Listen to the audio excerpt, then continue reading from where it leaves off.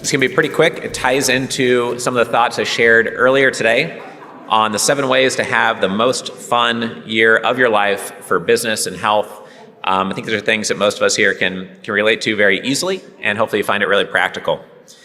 So this is a picture of when I was in Croatia. We took a hike up from our hotel, and at the top of the mountain is when it crosses over into Bosnia. I never thought I'd go to Bosnia in my life, but it was a hike away from the Sheraton Hotel, so we went up there with my brother-in-law and my wife, and it was a great time. Made it a lot of fun. And if you think about it, who does not want to have the most fun year of your life? We all do, right? But we have responsibilities. We have our team. We have our family to take care of. You have maybe a mortgage to worry about, maybe payroll, maybe some goals that you want to meet. And so you might think, hey, I need to hunker down, I need to work really, really hard, just focus on working hard, right? But we all want to have the most fun year of our life. We all want our definition of success to involve having a lot of fun. None of us want to be average. Other people around us don't want to be average. That's what I covered earlier today at 10:30. Shared the example of Arnold and his vision, strength. And one thing that I've said in social media and got a lot of comments is that basic success is not that hard. You just have to work hard and focus. People say, hey, that doesn't make sense. You said it's not hard. You just have to work hard. Well, it's not complicated. You don't need to be a rocket scientist. You don't need to pay a mentor tens of thousands of dollars to design some plan to grow to make $75,000, $100,000, or $200,000 plus a year over time. And if most people around you think that is success and that is successful. But my point is that we want to all elevate our definition of success and be healthier, be more successful in a holistic way, be happy, and doing exciting things all the time. And what I find is that some of the most ultra wealthy, successful business people I know are very happy. And I'm going to share how it can affect business and how to screen things going on in your business just to remove the stress and toxicity in the business, which can really make everything go faster. Because if you're distracted by what's not working or a stressful employee or partnership, then it kind of muddles the waters and you're slowed down by that versus focusing on adding another team member that's like the rest of your A-class team. So this is my daughter, and we got to flip the coin at the Vienna Vikings game in Austria, which was awesome. She said that she was so nervous that she was shaking before she flipped the coin on the field.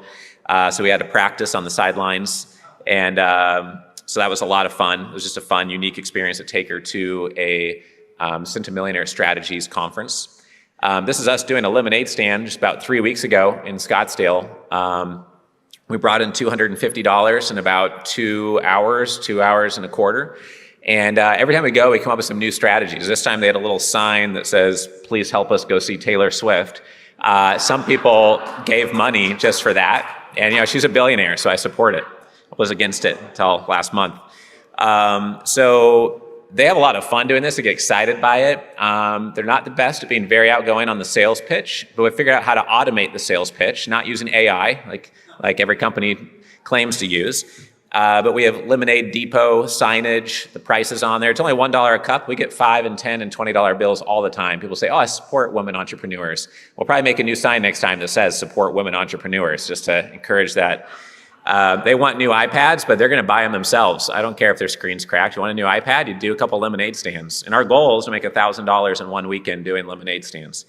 The new trick we came up with is I got my mobile Bluetooth speaker. We put it in the trees, and there's 2 crosswalks. We put it by the second crosswalk, and whenever people gathered there, I would have my 9-year-old do the sales pitch in her little voice, and then I would have it on my phone, and when they got to the stoplight, then I'd push play, and they would hear his voice come out of the bushes, and they would turn around and look and see the lemonade stand, and we got 100% hit rate the first 4 times we pushed play, and we used it all day long to maximize our sales, and it was like an automated sales pitch. It's like a recorded voicemail, right? So we love that. This is my daughter skiing with us up in Flagstaff, doing what messy kids do. This is us when we were in, where was this, in Rome. And we went to go work out at the gym, and of course they wanted to join me. So for me, this is my definition of fun. For Bo, it's climbing K2 where 25% of people die and doing fun adventures like that, For you, it's gonna be different, right? I told the story of who built these buildings? How could I be someone that does something that big? And the point of bringing that up is that you should be doing things very exciting because they're so ambitious and so big and so exponential that you wonder how you could possibly get there, and then figure out what would be the next steps on that path towards that. Shared a couple of those pictures already. There's some pictures, just some adventures my wife and I have gone on. I climbed halfway down this slippery cliff. There's just slippery, muddy rocks in Havasupai Falls to get down to the lower 3 waterfalls. Halfway down, I thought I might die, so I was like, I'm not doing this. I looked up, and there's already 5 more people coming down, including like a 12-year-old. So I kept on going down because I didn't really have a choice at that point, but not sure I'll do that one again. This is West Coast Trail. There's 130 ladders and bridges, and some of them are as tall as 30 stories, like 4 sequences of ladders, and it was awesome. That's in a Vancouver Island. This is Olympic National Park with my guy friends. Every May and August, I go with my guy friends on a backpacking trip, and it's great. Talk business, talk personal things, talk family things. Time to get off my phone for once or email. And this is us in Dobrovanik, Croatia. So, but I also have fun in the business, and that's the important thing. Like, of course, okay, yeah, go on a fun trip, great. That's great, Richard, you get to travel. But having the ability to have fun in your business is the most important part of the message, because that's the non-obvious part. If what you're doing is not fun, then why are you doing it? If anything you're doing is not exciting, then why are you doing it? If you know what your strengths are and what you're excellent at, and what Dan Sullivan would call as your unique ability, then why do you do anything outside your unique ability? Every year, you should look at everything you're doing, cut out 80% if you can, at least 20% of the stuff that's not your unique ability, and chunk it down, and then focus on that 20%. And every year, be doing that, hiring people, outsourcing, shutting down the business unit that's not worth it, reducing things that are a stress or toxic. So that's important. And I get excited working with this because doctors who go to school for a decade, then do a residency, and then start a medical practice and grow to multiple locations, they're 17 years in by the time I talk to them. They're not disappearing to Venezuela or Croatia on me, with investor capital. They usually got debt, they have families, they've invested their whole life. It's their life's work having these medical practices. And I like that. I can sleep at night and they can sell for a big multiple. So to me, that's a definition of exciting in business.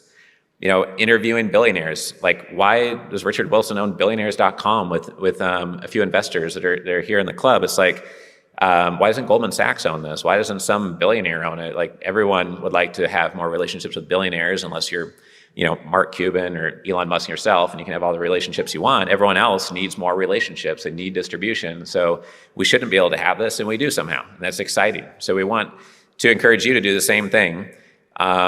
Because without the excitement factor, you're not going to have the grit factor. And the very definition of flow is to work on something that is very important and you're very passionate about it, or you don't enter the state of flow.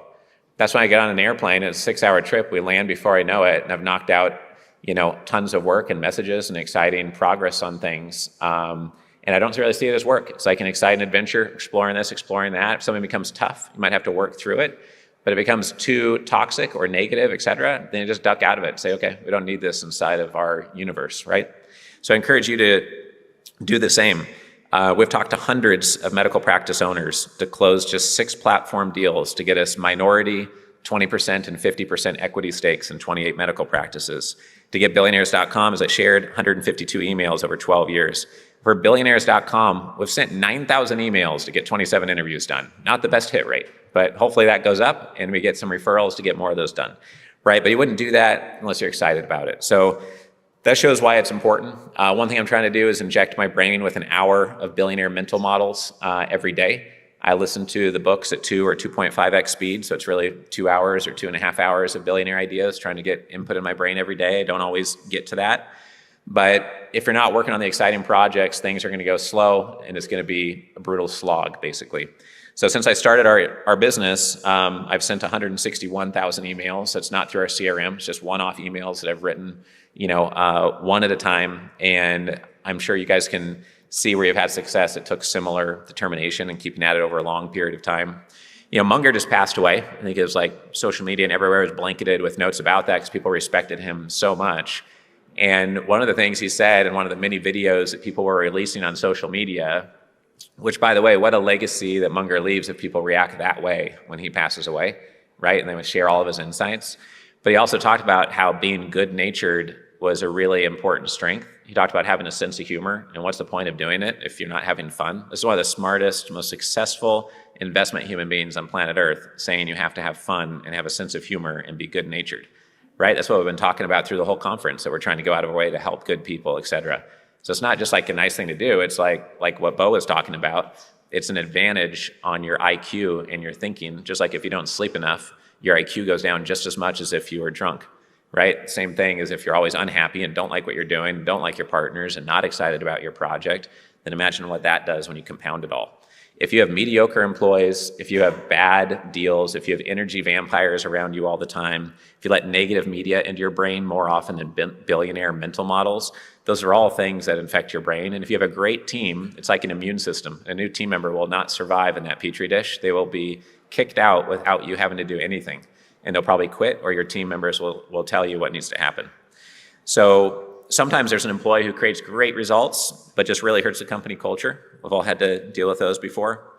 And usually there's 2 to 4 clients that take up all your time, and the other clients are all great to work with, has been my experience. So all things to cut out to make life more fun. And as I mentioned yesterday, the reason why I see billionaires getting exponential results is stacking the great business models, investment structures, access to capital, reputation, seeing deals first exclusively at better valuations, plus they know themselves so well, why would they do anything that's not enjoyable, right? Why would you spend time on something that's super painful when you're worth $1 billion plus? You're only gonna work on what you're super passionate about. So I think that's really important for all of us to try to do, whether your goal is to get to 5 million or 1 million or 10 million or 50 million or higher net worth, it all applies. When I started this business, I was in the basement apartment in Harvard Square, and I didn't have $1,000 in my bank account to pay rent that month. And everything that I've grown in my business is from studying family offices and studying billionaires, right? And so we've really built our business from the ground up organically, not by taking in a bunch of capital. We have no big brother partners. We have no debt. We have no equity partners. It was all just organic, slow growth. And that's why it's taken me 16 years when other people blow up to 50 million in revenue in 3 years sometimes by going a different route.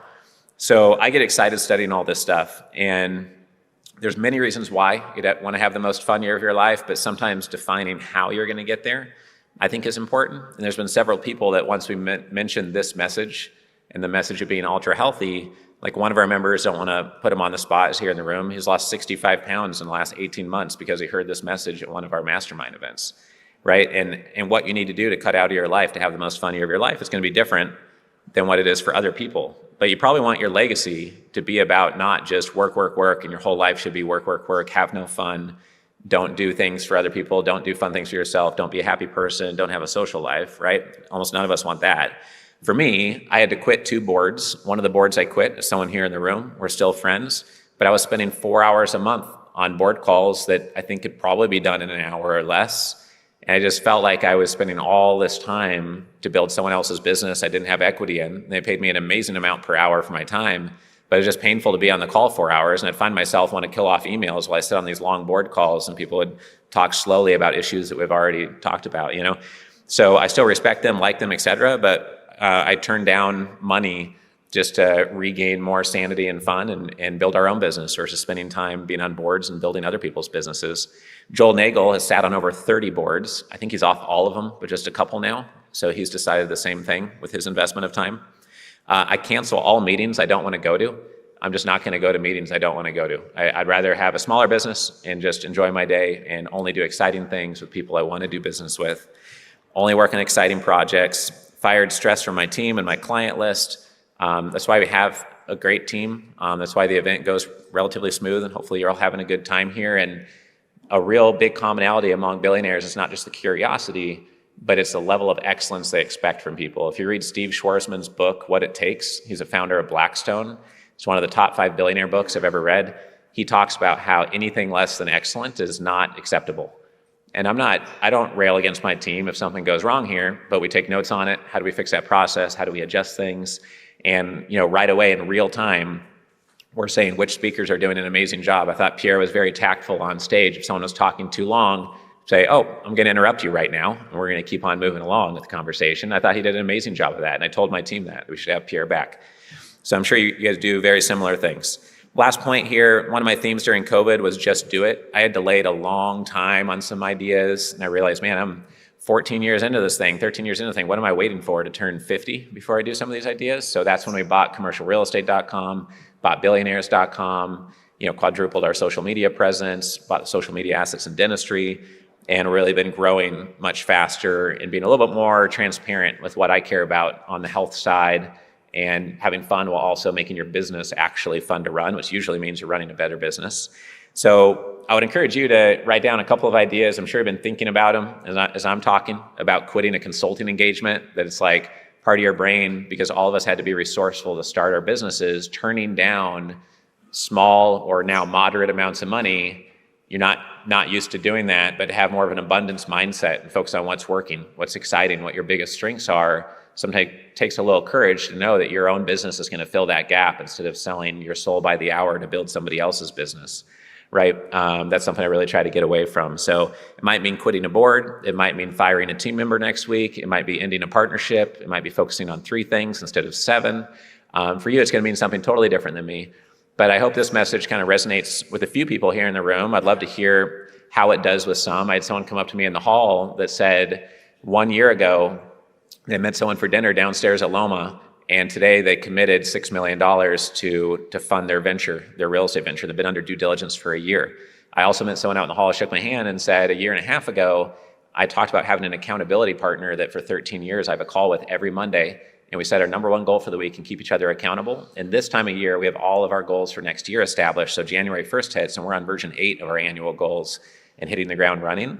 And he said he found an accountability partner at a family office club event, had never heard of that idea, and every Sunday at 6 p.m. they have a call and they hold each other accountable. So I hope you meet friends here in the room. I hope you meet clients, hope you meet JV partners, hope you hear about exciting investment structures, trends in the industry, grow conviction in what you're already doing, figure out how to focus to have a more fun, profitable business, a better investment portfolio, train the next gen in a way that's appropriate with your values and skills. And I hope you see our investor club as a perpetual learning machine. That's how I see it. And I would just encourage you just to write down real quick something that you could take action on right now to make it the most fun year of your life, whether it's going on an epic trip with your spouse or your kids, bringing next gen to one of our next events to train them, if that would make it more fun, etc. And encourage you to take some action on that so you get a unique type of value out of being here, because most investment conferences don't talk about maximizing your fun. And I think it's important, and it makes you more profitable. I just want to thank my team again. I'm not going to take up your cocktail time by reading off all their names, but appreciate you treating them with respect. And as you all have been, everyone's been great, and I think everything's been going really well, at least from our perspective here at the event today. So appreciate you keeping us in mind. We have these books in the portal for your membership portal. If you're an investor here in the room, you haven't done an investor mandate yet with Laura or Andres, would love for you to record that. Let's enjoy some networking cocktails now, and we'll see you tomorrow back here in the room at 10 a.m. for the last day of the Family Office Super Summit. Thank you, everybody.